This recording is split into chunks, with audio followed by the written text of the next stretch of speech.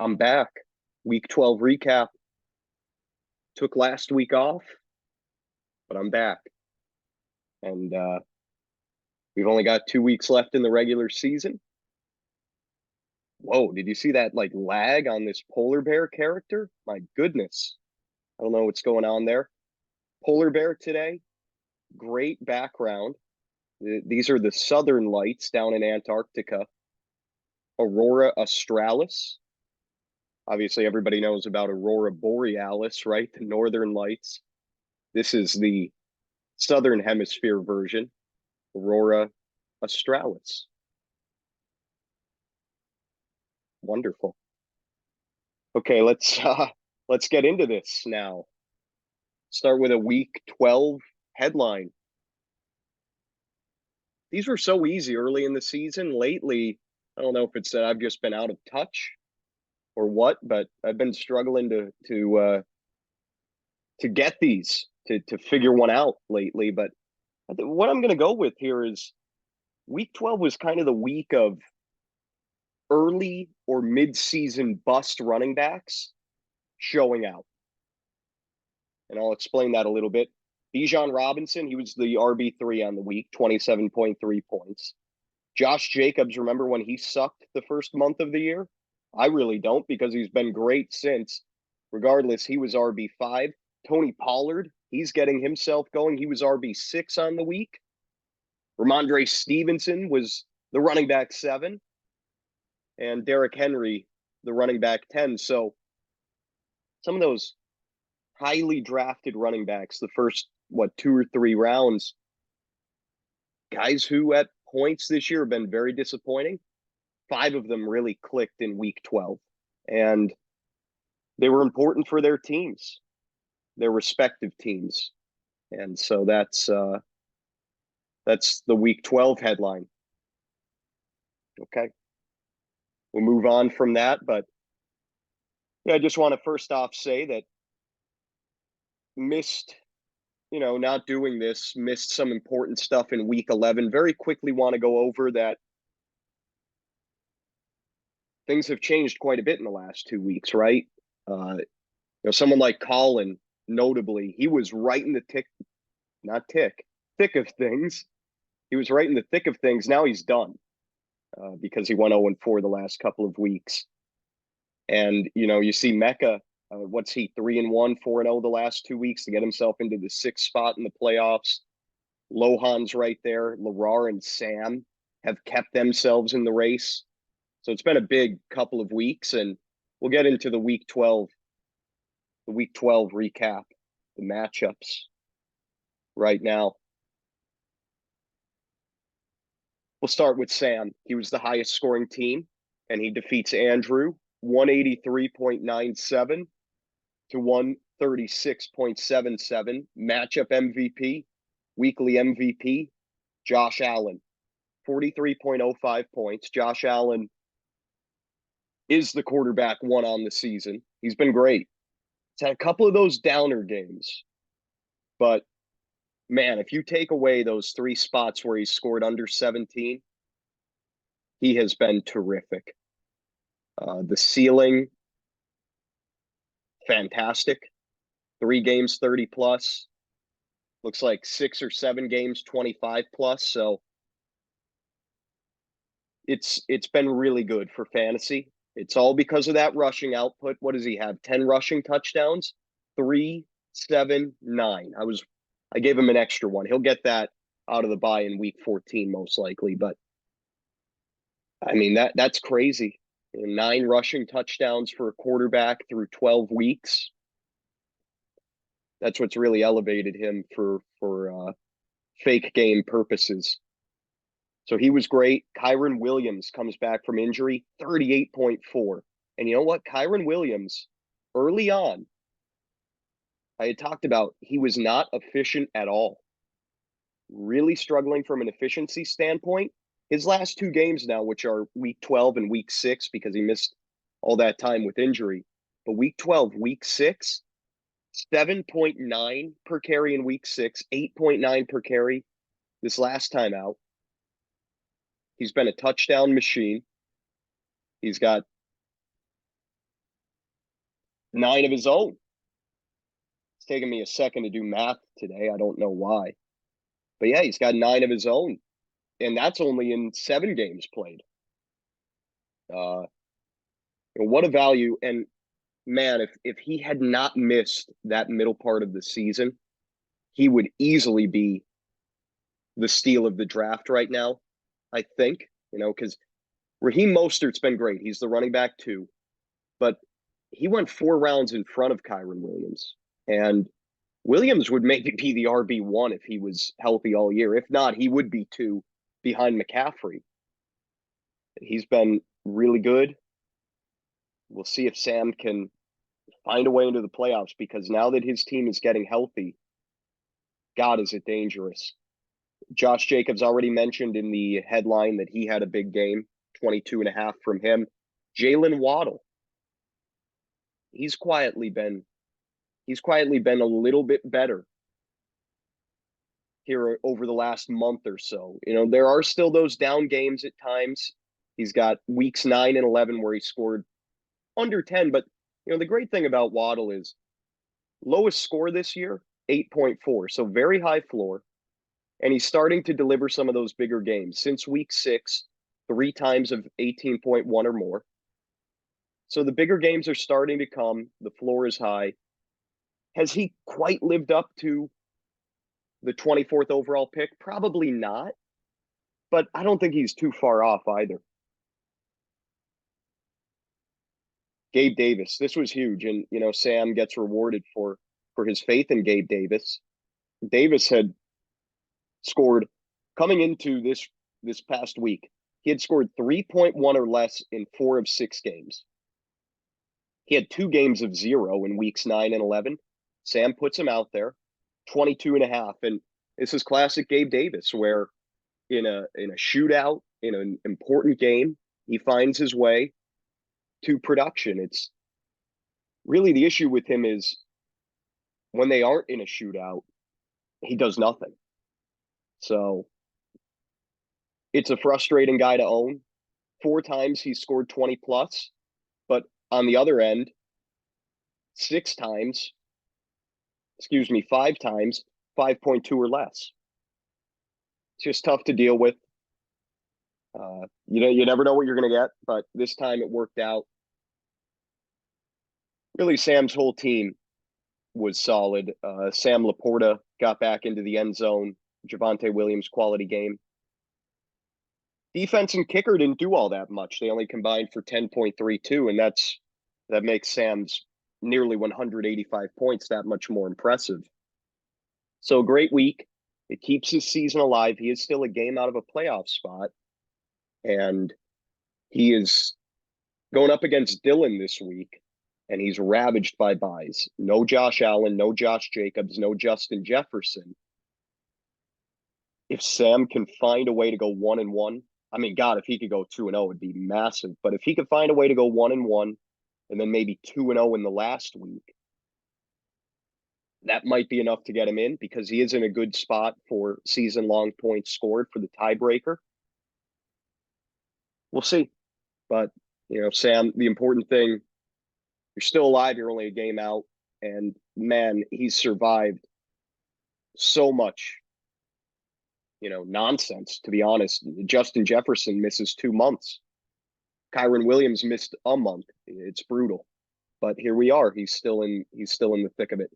Andrew on the other side, really good week for this team. It's unfortunate that he ran into a buzzsaw and wasn't able to get a 2-0 week out of it, but what can you do? That's just kind of the way Andrew's season has gone. But we'll take it for what it is. Be happy that, it was a productive week. And I think the nice thing, too, is already mentioned, Bijan Robinson, he's getting going now. Touchdowns are starting to come, 3 over his last 2 games. Touches are starting to come, right? You look at over 40 the last 2 times out combined. So finally, Arthur Smith and the Falcons are realizing, look, we got to get him the ball. And Bijan might be a really good asset down the stretch. He's got a favorable schedule. he might be a really good guy to have. It's not going to matter for Andrew, but at least, yeah, I think it would be nice. I think Andrew would agree. It'd be nice to be able to look back and say, like, Bijan wasn't a colossal bust. Yeah, he disappointed early. He cost me some matchups, but at least if you could look back and say, hey, he finished as like running back 6 on the season. It doesn't look like the worst pick in the world. Like it, frankly, a month ago, it looked like one of the worst picks of the draft. Rest of the team, Amon-Ra St. Brown, he's been so consistent, so good. He has yet to score below 14.2 points in any game. I don't know that anybody else has. I don't know that anybody else, a non-quarterback, could say that. I'd be pretty surprised. Maybe McCaffrey, but yeah, Amon-Ra, as solid as they come. Nico Collins had a good game, 23.4. Marquise Brown finally did something. God, had it been disappointing with him. He had been coming off of 5 out of 6 below 8. He scored 14.8 this time out. So maybe Marquise Brown down the stretch after his bye week, which is week 14, maybe. Like I said, quality week for Andrew. Yeah, season's been over for a long time, but you're playing to avoid last place. He doesn't want to come in last for the 3rd time in 7 years. And so some of these guys are starting to trend up. It's looking more plausible that Andrew could avoid last. I would still predict that he will, but at least he's got some things going for him now, including Zach Moss is going to be starting for the Colts for at least a couple of weeks and maybe more after the news of Jonathan Taylor's kind of random thumb injury. Side note, I did reach out to Andrew on Monday about maybe trading for Zach Moss. And, I texted him, I said, I feel like Jonathan Taylor's going to get injured. And this was not knowing that he had actually been injured the day before because he didn't come out of that game. This was something that popped up, the next day. And here we are. I wish I could have pulled off that Zach Moss trade, but couldn't do it. So now Andrew gets to reap the rewards. And it's funny, that Amari Cooper for Zach Moss trade, it was like, oh God, that looked horrible, right? It looked like what a mistake. Now, I think almost everybody in the league would rather have Moss than Cooper. Cooper's been kind of destroyed by Watson's injury. And here we are, Zach Moss is going to get at least a couple of weeks as a starter. Funny how things work out. You never know in fantasy football. You really never do know. And there's so much randomness in this, but let's move along. Let's move along to Mecca defeating Lohan 145.94 to 129.68. Who's the matchup MVP? Who are we going to give it to? CJ Stroud, 33.9. And here's another move where, there was some criticism of this trade by Mecca, notably by Dylan on the show here. And, a month into this trade, Mecca has made out in a big way. I mean, it's been fantastic for him. He's gotten a 46.5, a 33.9, a couple other weeks in the high teens, low 20s. But Mecca's not 12-12 right now if he doesn't make this trade. His season would likely be over because Geno Smith has been awful. Some of the other waiver options have been bad. He saved his season by making the trade. Did it look great on paper? No, it didn't. And I'm sure it was not easy to get rid of Devon Achane. But guess what? He hasn't done shit because he's been injured. And he re-aggravated his injury. And who knows what he's going to be rest of season. And instead, you got CJ Stroud, who's now up to the quarterback 4 on the season. It was a mistake by me. I'd probably be starting Stroud over Herbert. Oh my God. That was a That was an awful just slur of words or whatever just happened to me. I would probably be starting Stroud over Herbert in some of these weeks if I still had him. But that's why you just never know. And you got to do what you feel is right for your team. And it's worked out for Mecca so far. He's got himself in the playoffs as of now. Derrick Henry was really good, 20.6.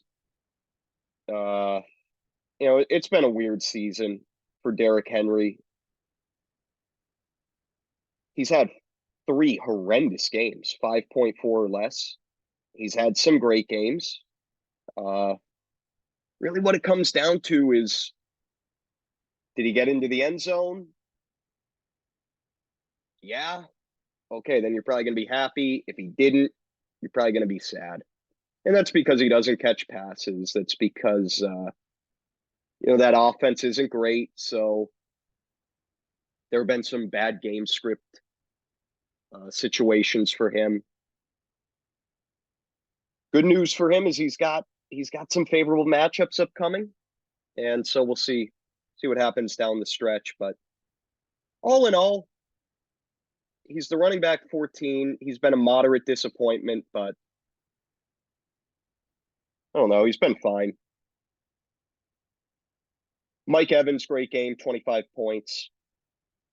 He's been really quietly one of the steals of the draft. Mecca getting him in the 6th round, top 10 wide receiver.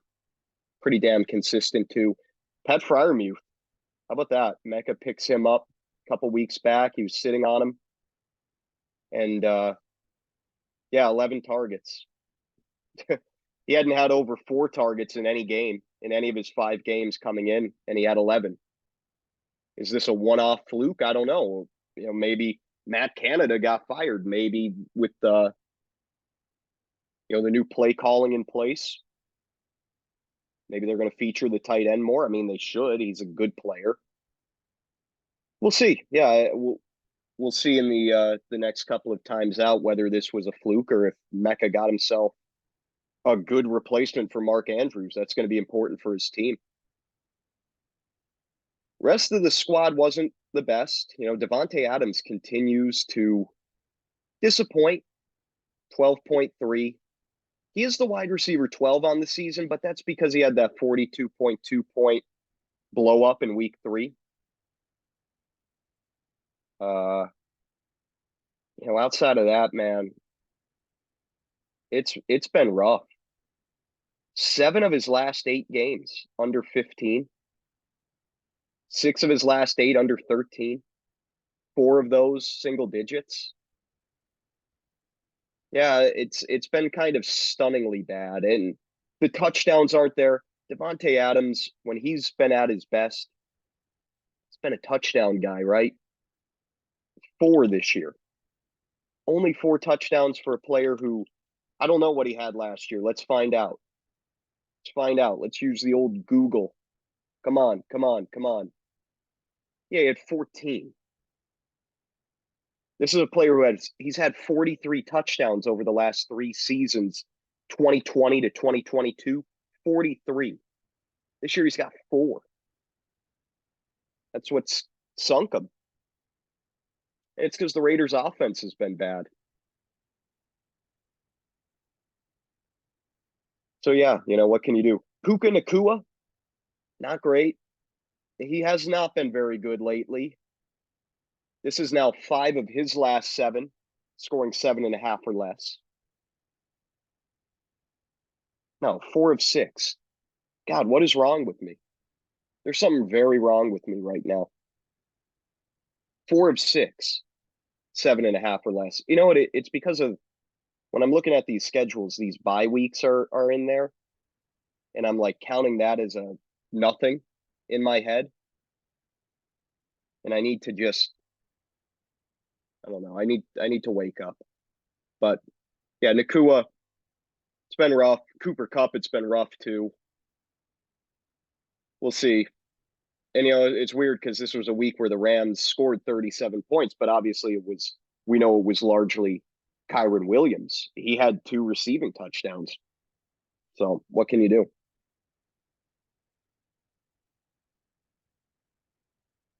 Losing team here is Lohan.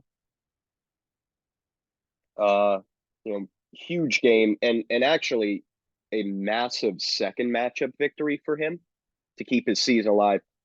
If he had fallen to 10 and 14, pretty much done. But at 11 and 13, again, you at least control your destiny. You feel like if you go 4 and 0, you're in. If you go 3 and 1, you have a chance.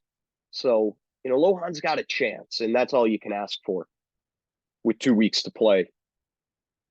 Jalen Hurts was great, 36 and a half out of him. Uh, Zay Flowers, Calvin Ridley, big games. Calvin Ridley, I've been so critical of him. And actually, in the week 11 recap that we missed, I did it anyway because I need to keep track of season long totals. Calvin Ridley was the week 11 MVP. He scored 31.1 in week 11 and week 12, 21.9. He's got 3 touchdowns over the last 2 weeks. And yeah, he's gone over 50 combined.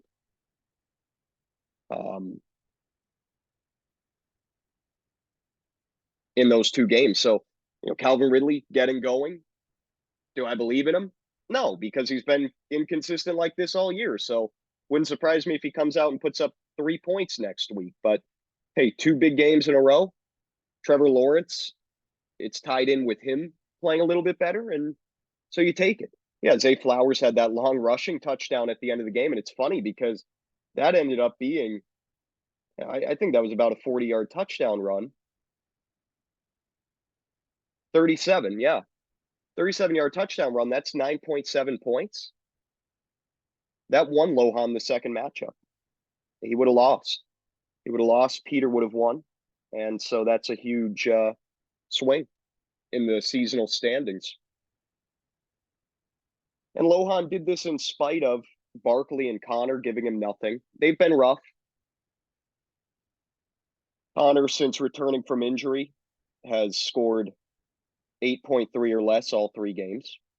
And Saquon Barkley, there's just not much that he can do. He's got that high floor, and he did have the big week 11, but outside of that, right? 7.1 week 10, 6.2 week 12. Yeah, 2 blow-up games, but disappointing overall. And it's just tough because there aren't many scoring opportunities. He has 1 rushing touchdown, 5 total on the season. When you drafted him, you thought the Giants' offense was going to be a little better than this. I don't know, it is what it is. They lost 2 quarterbacks. It's just unfortunate. Jaylen Warren wasn't great. So yeah, the 3 running backs, and they've all been very good at times this year. This was the first week where all of them were awful together. Barkley, Connor, and Warren. So, but hey, again, what matters for Lohan is that he found a way to get the 1-1. And it was the receivers who stepped up, which he had been wanting that for a while. And obviously Jalen Hurts continuing to be great. Him and Allen they have been such a cut above for season long. Dak Prescott's been really good at times. Justin Herbert's been really good at times. Patrick Mahomes has been consistently high floor. But man, Allen and Hurts, they've been elite basically all year. And they're the only 2 who you could say that about. Comes down to rushing ability, rushing touchdowns. That's really all there is.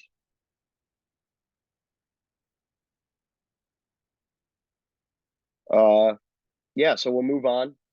We'll move on as I'm the distraction I have right now is I got a text message from Nordic asking if the trade deadline has always been the Wednesday after week 12. And so I'll just address that on here. A few things. One, and I don't direct this at Nordic because he might have known. One, the thing I sent out on Monday with the second matchup results, I put a reminder on there that said the trade deadline was Wednesday at 12 p.m. So you got to read the stuff that I send. Read the stuff I send. It has the information. Also, information's been on the league page all year. It said November 29th at 12 p.m. all year. This was also something that was voted on last year. 2 years ago, we had it at the end of the regular season. That's what it had long been. Dylan had an issue with that. He wanted it moved back. He didn't like a trade that went down at the end of the regular season. Okay, so we voted on it. It was voted to be moved to week 12, following week 12. So we've had it last year, this year. Information has been provided to people. So, you got to pay attention. And yeah, I mean, look, if a trade was going to go down, that's unfortunate that it didn't go down, but pay attention to the stuff that's sent, because not even 48 hours ago, a reminder about it was sent. I can't read shit for people. Anyway, Horvath, he defeats Nordiff 132.58 to 120.21. This was also a big 2-0 week for Horvath. His playoff chances are slim to none, but they're not completely dead because of this 2-0 week. He's got to win out, and he's got to hope that he could get a little bit of help to get in. Matchup MVP, Trevor Lawrence, 28.2. Trevor Lawrence, really good the last 2 weeks. It's been a disappointing fantasy season for him, but he's combined to score over 60 points the last 2 times out. And so he's turning it on at the right time. 3 rushing touchdowns the last 2 weeks for him.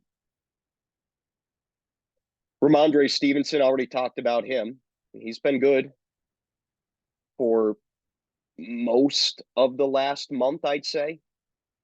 Since week 6, 13.2 or more all but once, 18 plus in 3 of those 6 games. I don't trust him because he's stuck in that terrible offense. But the nice thing is the pass catching has returned. During that stretch, that's been the big thing. 4 or more receptions in 4 out of 6 games, 5 or more in half of the 6.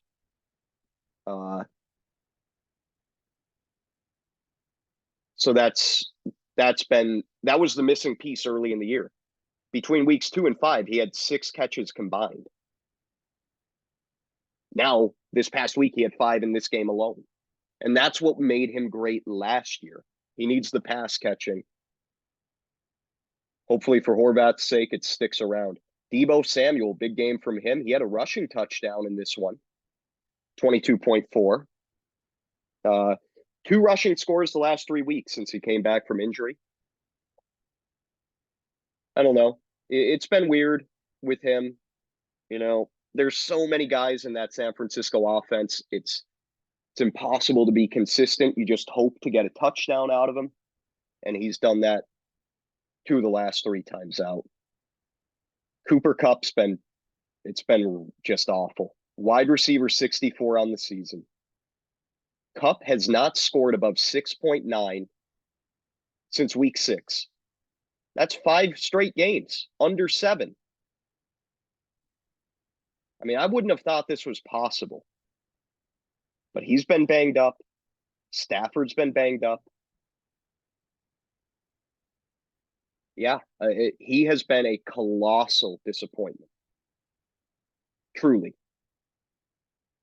And you know what? Horvath, to be 10-14 when Nick Chubb played like a game and a half, when Cooper Kupp has essentially played 2 games, he's given you 2 games of value. To be 10-14 is impressive. And it's because he hit on a pick like DeAndre Swift and Jordan Addison, got those guys late. He's had some well-timed blow-up performances from certain guys. Lawrence this week, Russell Wilson at times, DeAndre Hopkins. DeAndre Hopkins has been largely awful this year. Very inconsistent. But Horvath had him in the lineup when he had that 34.8 point showing. So, yeah, I mean, that's been the big thing. Just some well-timed ceiling games and some great late round picks. And you wonder if he had gotten what he was hoping to get out of Chubb and Cup, man, where would this team be right now? Probably be one of the better teams in the league. Same thing with Debo, right? Debo hasn't lived up to his draft value, his draft slot either. Nordiff is the losing side here. The receivers showed up. Hill and Allen, what can you say? They are just two machines. They are the wide receivers 1 and 2 on the season. They combined for nearly 50 points. It was the rest of the team that disappointed. Lamar Jackson, once again, it has not been very good recently. This is the 4th time in 5 games under 17 for Lamar. He was really good early on this year. Lately, not so much. If you're Nordiff, you hope out of the bye that he can get it going again. And, the theme of this so far today has been rushing touchdowns from quarterbacks are good to have. They're valuable, right? That's what's elevated Trevor Lawrence the last couple of weeks. That's why Hurts and Allen have been so great. Lamar Jackson has 1 rushing touchdown from week 5 onward. Feels like that shouldn't be possible for a guy like him, but it is. You hope, if you're Nordiff, that, regression will set back in and he'll pick up a couple more at the end of the year, and maybe he will. And that's going to be pretty damn key for this team's title run. And, the other consideration at this point, if you're Nordiff, is, do I go to Kyler Murray? And what a luxury it is to have him off the bench. There are going to be some tough start-sit decisions down the stretch between Lamar and Kyler. And if Nordiff can make the right calls, he's got a great chance to win the league. He's one of the 4 or 5 really good teams in the league right now. And I know it's been disappointing recently for him. He's 2 and 6 over the last 4 weeks, but it's still all there. James Cook had a good game, and it could have been better. He dropped a touchdown on a really nicely designed play. It was a wheel route out of the backfield. Allen put it right there for him. Cook dropped it. It was going to be at minimum a big gain and a very possibly a touchdown. So he could have had a monster day. Instead, he ends up with 16. You'll take that. 6 receptions is really nice. ETN, quietly not the best since the bye week. 2 out of the last 3 single digits, 12.6 or less in all 3 of them. The touchdowns are going Lawrence's way. Forever, they were going ETN's way. He had 7 touchdowns in a 4-game stretch, weeks 5 through 8. Now 3 straight games without finding the end zone. And it's because of Lawrence. I already talked about it. He has those 3 rushing touchdowns the last 2 times out. So we'll see. Just like with Lamar Jackson, touchdowns are so damn important in this, and they're really hard to predict. And sometimes they go your way, sometimes they don't. All you can try to do, in my opinion, is you want to have pieces in a good offense, because a good offense has more scoring opportunities, obviously. That's not groundbreaking information. So you try to have some good pieces, and ETN is in a good offense in Jacksonville. And so you hope that they come back his way. Adam Thielen, he's a guy who, maybe the fairy tale run is done. Since the bye week, 5 straight games, 15.4 or less. Now, 15.4 is fine. I mean, you'll take 15. And he's got 15.2 and 15.4 in weeks 8 and 11. You'll take that. But the problem is he's displaying a floor, a very low one, that early on in the season he didn't have. 10.2 or less 3 of the last 4 times out. 1.2, I mean, that was not a thing that was possible for him when he was on that hot stretch, when he was getting 8+ targets. He had gotten 8+ targets in 5 straight games, weeks 2 through 6. Now in week 9, 6 targets. This week, 3. I don't know. Is it a case of an old player who's hit the wall? Is it a case of Carolina with their season lost? Look, I don't watch the Carolina Panthers. You couldn't pay me to. So I don't know what's going on. It might be possible that they're putting some younger guys out there to see what they have. Adam Thielen is not a part of their future. Not their long-term future, at least. So, yeah, do you want to see what you have in Jonathan Mingo, who I don't know if anyone saw on social media, but Jonathan Mingo just had an atrocious failed attempt at a toe tap catch along the sideline. It was just one of the worst efforts I've ever seen. But regardless, you want to find out that Jonathan Mingo sucks. And, they have now found that out. But I don't know. We'll see what happens with Thielen. I wouldn't feel good about it if I was Nordiff. I surely wouldn't. But now they've fired Frank Reich. They've actually fired like their entire offensive staff. So who knows? Who knows what's to come? That could be great for Thielen. That could be awful for him. Don't know. We'll find out. But yeah, Nordiff, he falls here. I still believe in this team. I think because of what Hill and Allen are, if you could get Lamar Jackson going again, if you could get ETN going again, to me, this is still the best team. But it has not been over the last month. All right, let's go to my matchup. My team's struggling as well over the last month, and I lose to Dylan. Dylan picking up a victory here, 119.5 to 116.83. Matchup MVP. He won the matchup for Dylan on a last second catch on Monday night. DJ Moore, 22.4 from Moore. And really involved in the passing game, constant screen passes to him. That was like all they could do until that one downfield throw at the very end of the game to win it, get them into field goal range and win it.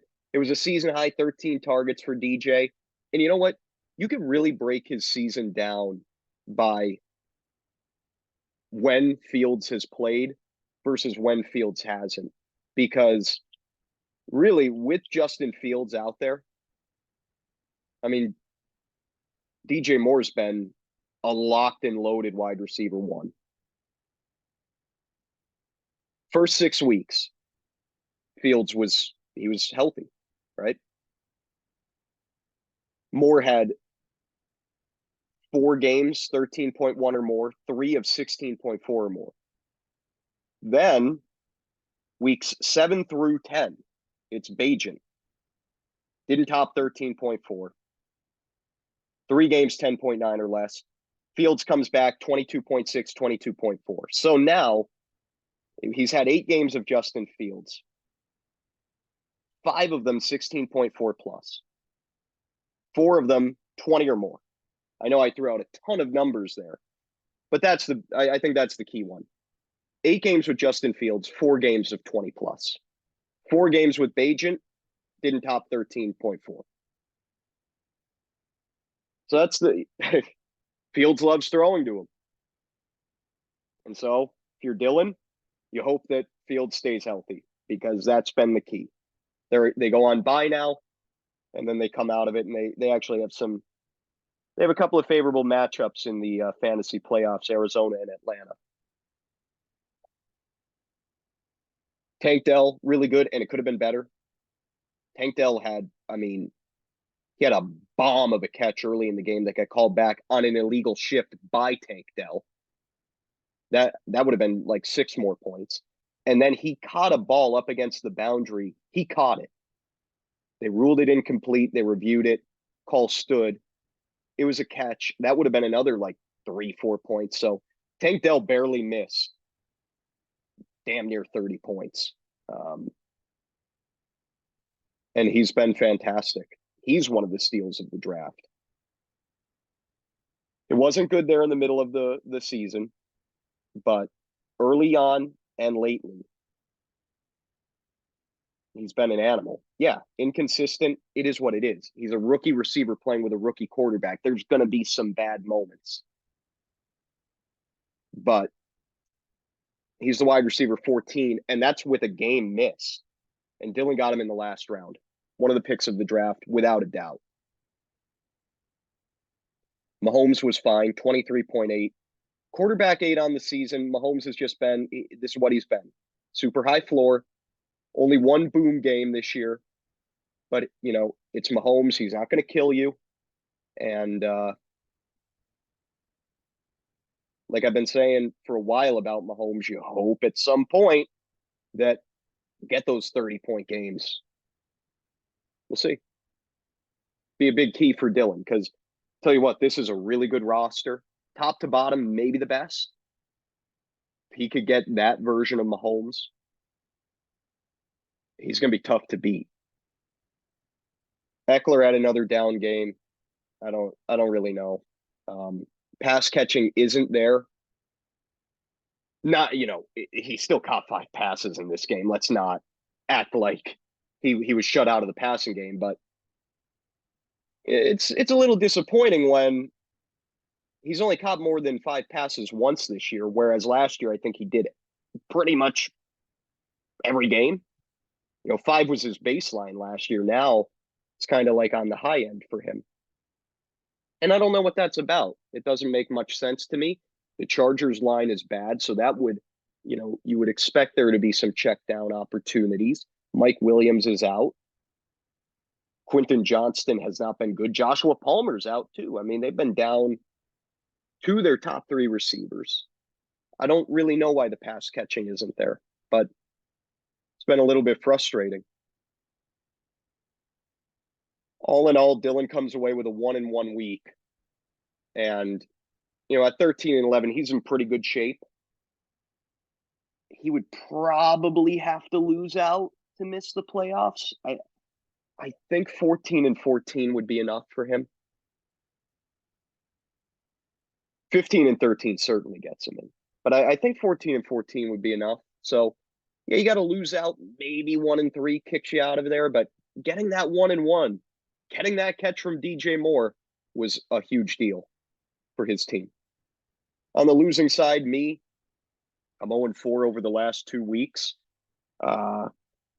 You know, frankly, this week I screwed my team, myself.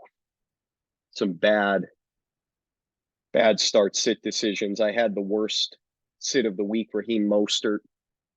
I went with Charbonnet.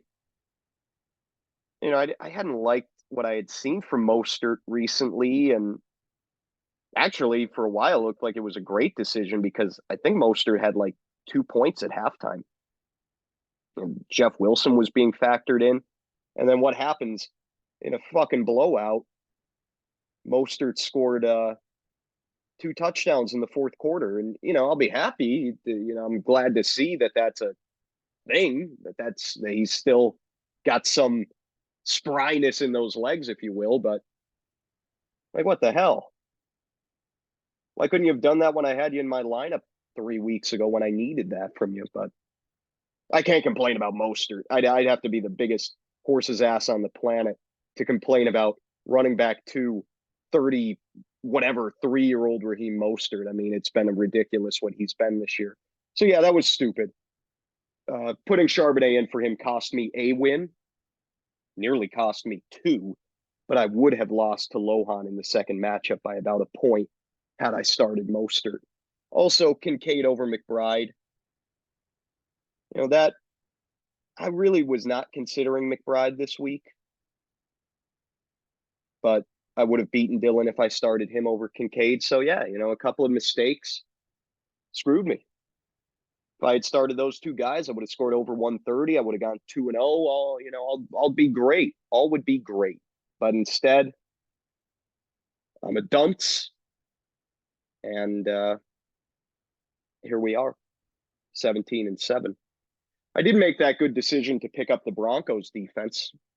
So there's that. But yeah, I don't know. I think the big problem right now is, outside of me being an idiot, AJ Brown, couple of down games in a row, and 14.7 isn't terrible, but it was 5 catches for 37 yards. He was salvaged by a touchdown. 45 yards receiving over the last 2 weeks. What is that? My thoughts are, hey, get this out of the system now, because can't be having this during the fantasy playoffs. So Diggs has been down yardage wise too. Diggs has gone under 90 yards receiving 6 straight games, under 60 in 3 of those 6. So yeah, a couple of terrible fantasy performances for him mixed in of sub 7 points. Diggs and Brown haven't been as elite as they were. That has hurt. DK Metcalf has been kind of ruined by Geno Smith's ineptitude. Only 3 touchdowns on the season. Look, the targets are there. I watched this team. The deep shots are there. Like, high value shit is coming DK Metcalf's way. They cannot connect because Geno Smith has been awful. Awful. Couple of tough matchups on the horizon, but then down the stretch, some very favorable ones, and that's my hope. My hope is that DK delivers when I need him most. And, he's been pretty consistent, right? He's been like a high floor flex, but that's not what I drafted him to be. I drafted him to be a high floor wide receiver too. And so I need more out of him, or I'm probably going to be in trouble. David Montgomery got into the end zone. He's been amazing. Each of the games that he's finished, he's found his way to a touchdown. So it's about all you can ask for. He's got as good of touchdown equity as anybody in the league. And that's valuable. Herbert, meh. Man, did he save his day late. He saved his day with a long run and then a touchdown pass. This could have been awful. But 15.5, you'll take it on a day where they really struggled. He had a BS Hail Mary interception at the end of the first half. Thankfully, that didn't cost me the matchup. That would have sucked. I'll take it. But again, need more out of him. Just need more out of guys. And, this is a slump last couple of weeks. And now I've got a bunch of guys on bye. Slump probably continues this week. And my hope is that it makes way to an upswing at the critical moments. Maybe it's just a rest of season downswing and I'm done. Who knows? 2 more matchups to go through. I don't know why I didn't do this one until now. I guess because it was so lopsided. Krieger defeats Colin 156.75 to 107.91. Krieger's been great. It's 4 out of 5 or 5 out of 6. I can't remember. I think it's 4 out of 5, 150 plus. That's a big deal. That's not easy to do. His team's been really good. It's because of Dak Prescott largely, him and McCaffrey. Dak Prescott, quarterback 3 on the season. Since week 8, 4 out of 5 games, 30 plus. That's nuts. I mean, that's insane for a pocket passer, right? I've gone on and on and on about rushing touchdowns this, rushing touchdowns that. That's not what Dak's doing here. He has 1 in that time frame, but it's been about passing TDs. He's got 17 in 4 games. That's like, peak Mahomes, peak Brady, peak Peyton Manning level shit. That's, he's been unreal. Some tougher matchups upcoming. You're not playing trash like you've been playing recently with Washington, Carolina, the Giants. You got Philadelphia. They're very susceptible against the pass, but still, it's a quality defense. Uh, Buffalo, again, very susceptible against the pass, but they're a quality defense. So it's not like these are horrendous matchups, but they're tougher than what he's seen recently, just as far as an entire defensive unit and overall organization goes. Christian McCaffrey, fantasy MVP, unreal.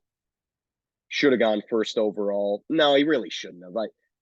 Who would have thought that Justin Jefferson?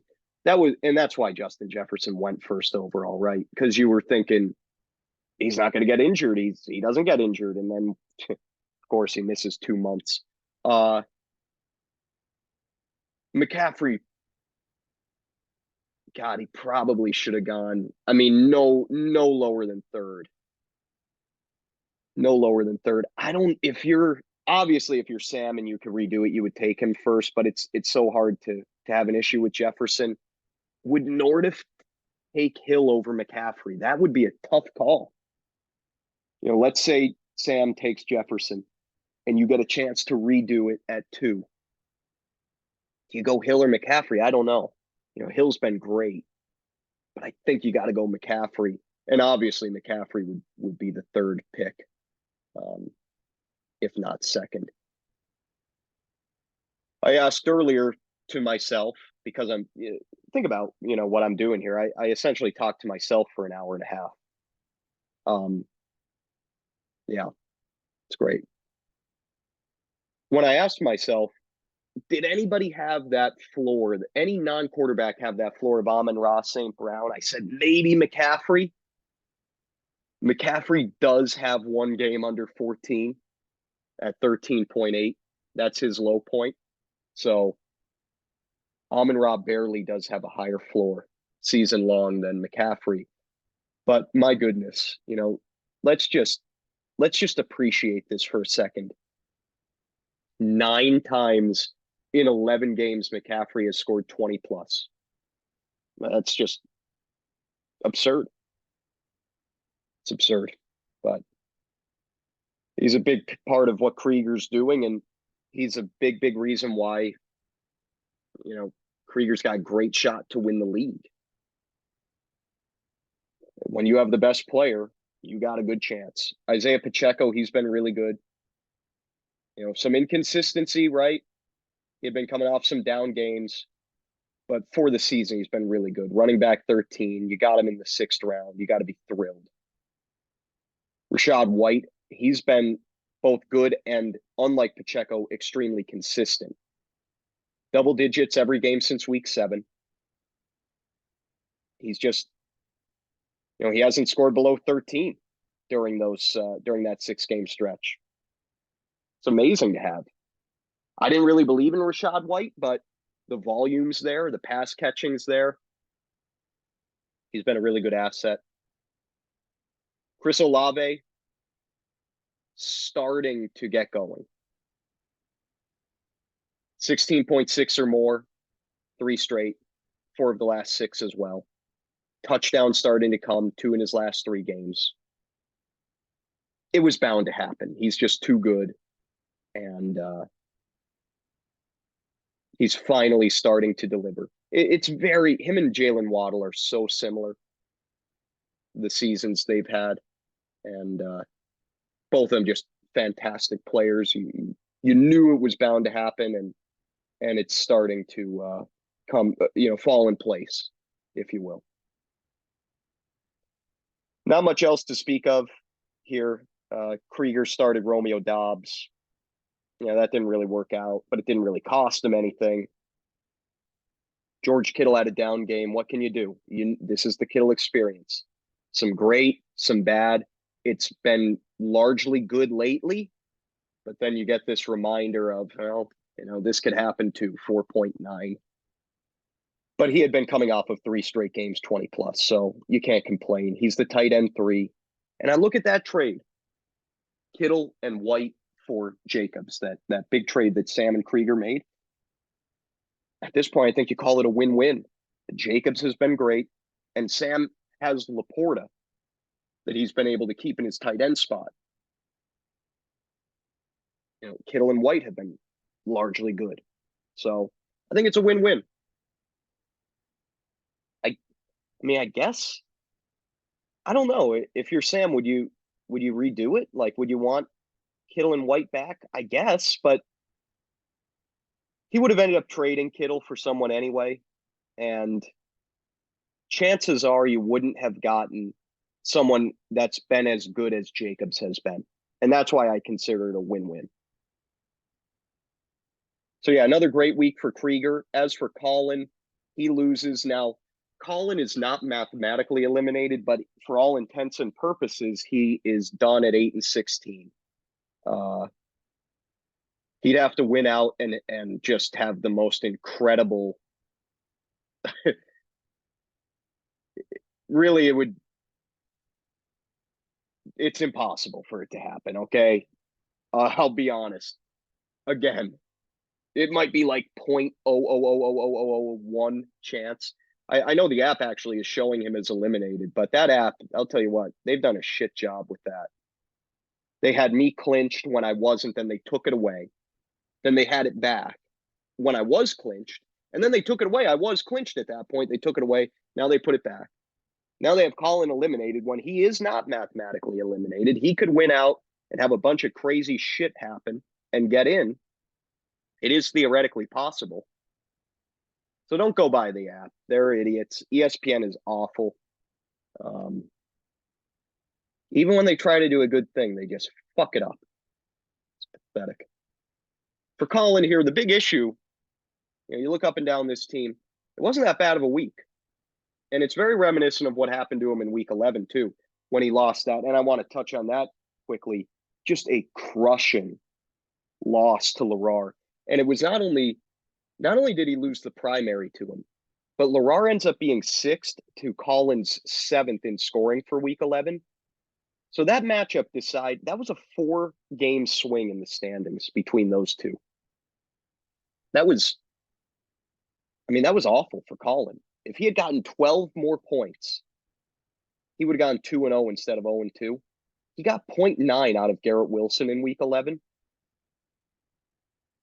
If you had just gotten 12.9 out of Garrett Wilson, which is something he has done, let's see, 4, 5, 6, 7, 8 times in 11 games, you would have won. You would have gone 2-0.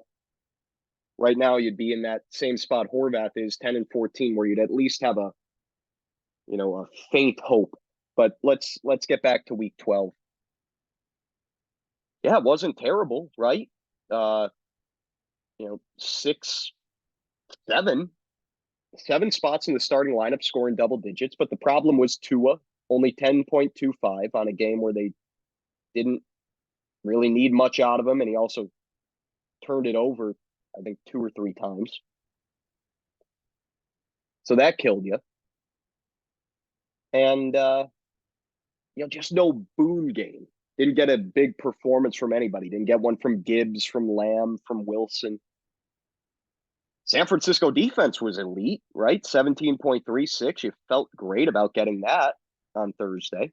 But, it was that quarterback spot that really sunk Colin here. And, I give Colin a ton of credit. He what was he, 1-11? And he got it back to 8-12. And he was right there at that point. But, ultimately just too deep of a hole was dug. And his team ain't bad. I think Colin is 6th in points scored for the season. It's not a bad team. And, man, if you could have picked up a couple extra wins earlier on in the year, you'd be in it. But wasn't meant to be. Not this season, at least. Okay. Last matchup, Peter defeats Lerar 121.53 to 107. Peter improves to 14-10. He's in good shape now. He would, if he goes 1-3, he should be in. Lerar, we'll touch on him in a second. Matchup MVP. Well, it's the Dolphins defense and special teams, 25.58. And Peters held on to them all year. That's interesting to see. 14th round pick. He's held on to them all year. They're the DST 10. And they delivered a good one here. And, you could thank Tim Boyle for that just absurd end of half pick 6 on that Hail Mary. Didn't ultimately matter anything. Peter would have won even without it. But that's why Dolphins DST is the matchup MVP, because of that play. Tony Pollard, he's put a couple of good ones together in a row. He's over 40 combined the last 2 weeks, but touchdowns, they're here. And the pass catching. Remember? Last time I was on, I know it was so long ago, I talked about how Tony Pollard had not scored a touchdown since week 1. Now, weeks 11 and 12, into the end zone, each of those 2 games. Pass catching, where had that gone? Weeks 8 through 10, 4 combined. Weeks 11 and 12, 10 combined. So Pollard, this is what you drafted. This is what you wanted, what you expected. And maybe just like Bijan Robinson, he's going to deliver down the stretch. We'll see. Big storyline for Peter's team. Michael Pittman, great game, 20.7. Michael Pittman, man, wide receiver 12 on the year. Incredible consistency. Double digits all but 1 game. No blow-up games. You're not going to get anything crazy out of him. Such a safe floor. And it's all because of the pass catching. Wow. I mean, just an incredible 8 games. 8 out of 11 games, 8+ receptions. That's wild in a PPR league. What a perfect PPR asset. I nicknamed him in an earlier version of this, way back earlier in the year, Michael PPR Pittman. That's what he's been. Travis Kelce, 15.1. Is it fair to say he's been a little disappointing this year? I think so. Only 3 games, 20+. Like he has been the same thing as Mahomes. Floor super high. Like, you don't look at it and say, "Oh my God, he killed me. He ruined my season." But you also don't look at it and say, "He's been awesome," or "He's really lived up to his 7th overall selection," because he hasn't. He's been just a little disappointing. Oh well. Still plenty of time for him to live up to that 1st-round pick. Rest of the team was merely fine. McLaurin, fine. Breece Hall, fine. Gus Edwards, that stretch of scoring touchdowns finally ended. God, what a ride that was.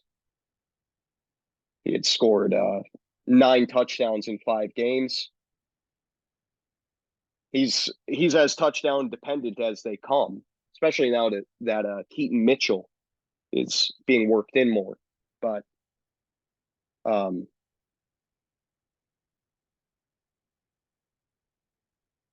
I just got caught off guard because Dylan sent a message asking if we're going to get this week. You know what? So sick of hearing from this guy. Sick of it. He is obsessed with this. He's obsessed with me doing this. You know what? You do it. You want it so bad, you do it. This guy's the worst. He's the absolute worst. His team name all year was "I don't care. I don't care." He seems to care more than anybody. Cares more than anybody about this shit. And you know what? He's sending trade offers to every single team. He's he's complaining about no one will accept my trades. Nobody's willing to trade with me. People don't trade in this league. It's not just you. It's not all about you. What were there, 4 trades in the league all year? It's not just you. Okay. Yeah, and hey, by the way, yeah, you are getting one this week. God, the shame of it all is he might win the league this year, and I really do not want that to fucking happen. Okay, back to what really matters. Uh, where were we at with Peter? I think Gus Edwards, maybe touchdown dependent Gus. Justin Fields was bad for fantasy. I mean, how could you ever trust him? And it's crazy because he's got some great matchups, right? Arizona, Atlanta in the fantasy playoffs. You're going to be tempted to start him, but how? How do you start him knowing what he can do, knowing how he could just sink you? I don't know. It's going to be a tough call.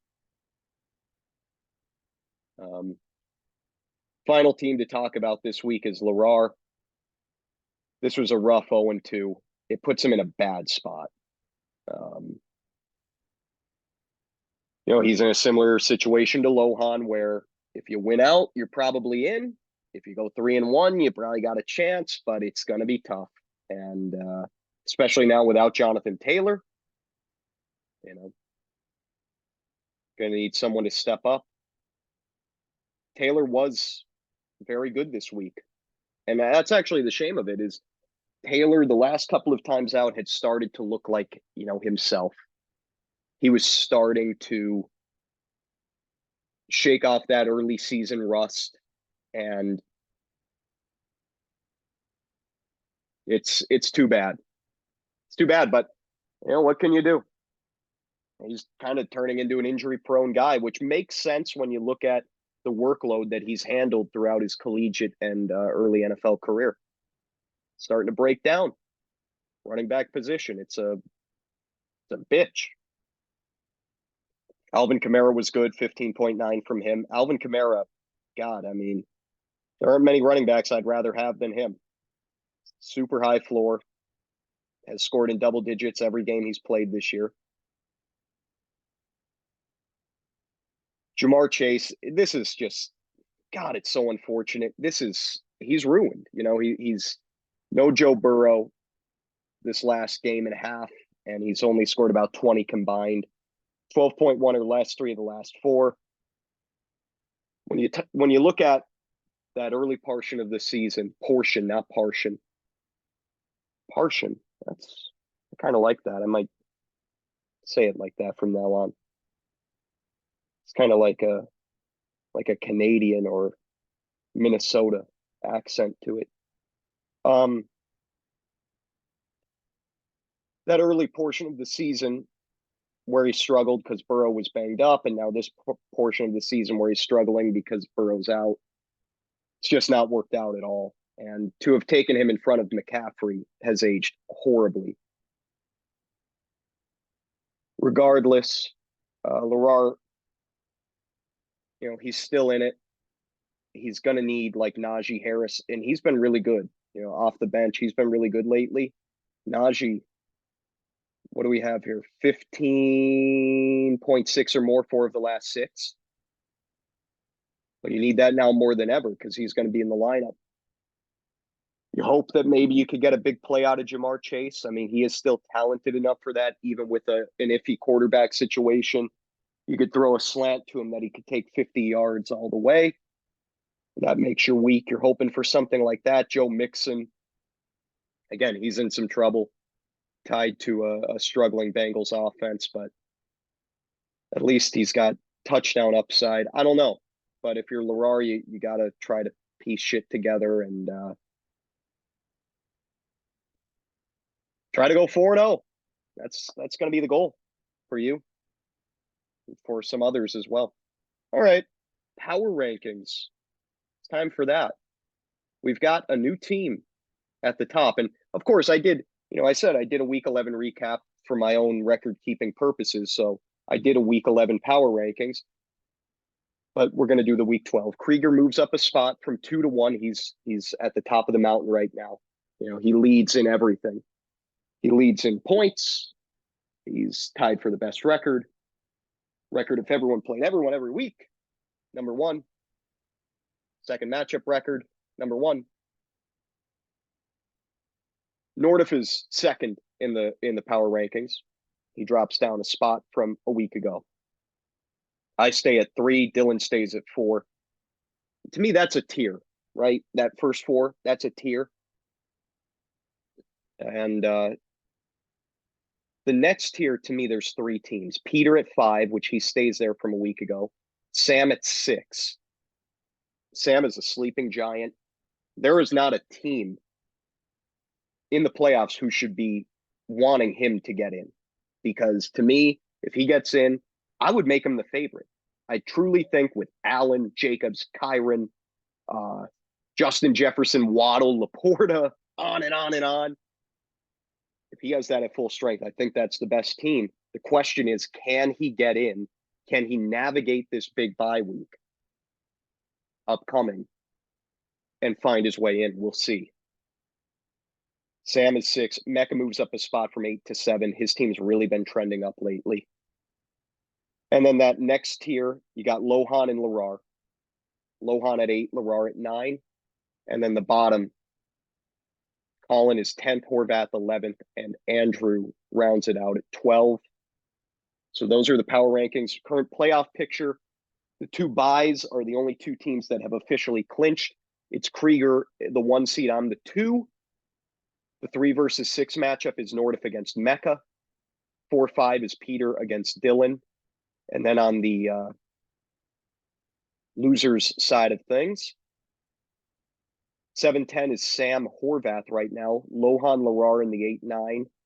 And then the 2 losers side byes, Colin and Andrew. Andrew, the only team that is mathematically eliminated as of now. Quickly look at the week 13 matchups. I'm going up against Andrew. Not a huge one for the league. I could wrap up a bye this week. I could also fall out of a bye. If I were to go 0-2 and Nordiff goes 2-0, he would likely overtake me. So we'll see. There's something to watch in that regard, but that's about it. Big one between Dylan and Sam, of course. We've already talked about it plenty, the importance for Sam. And hey, for Dylan, if you go 0-2 this week, you're going to be in iffy shape. So important for him to at least get a 1-1 out of this. Colin Nordiff. Colin looking to play spoiler. Nordiff is trying to clinch a playoff spot, if not work his way into a bye. Krieger against Horvath. Horvath needs to go 2-0. Krieger, again, just like me, has a chance to either wrap up a bye this week or fall out of it. It's that tight between the top 3 teams. And then that last division, both matchups so important. Mecca against Larar. If things break right, Mecca could clinch this week.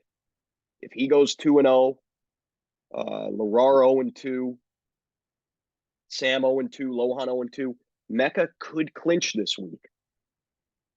But he's just going to be trying to take care of business. Larar probably needs to go 2-0. And then Peter against Lohan. Peter could clinch his spot. Lohan, again, probably needing a 2-0 week. And it could get really interesting here, right? Let's say it's possible. There is a world where that entire division is separated by only a game after this week. There is a possibility. It would require Larar and Lohan going 2-0, Peter going 0-2, Mecca going 1-1. That would be wild. I mean, the chaos. I want chaos, so I'm kind of rooting for that, I guess. But whatever happens, happens. My voice is pretty much shot, and so I'm done. I'm done doing this. Fuck you, Dylan. That's going to be the final message here. I appreciate that you enjoy these, but I don't appreciate your approach. So you're getting what you want. And we'll reconvene in a week unless I die. I mean, I could die, and then I won't be doing this in a week. I won't be doing anything in a week. I'll be sitting in a box somewhere being embalmed. And yeah, who knows what the future holds for us. But if I don't perish, I will be back to do this in a week, and we'll be looking ahead to the final week of the regular season. Amazing. We've made it to this point. Um, so on that pleasant note, goodbye and good luck.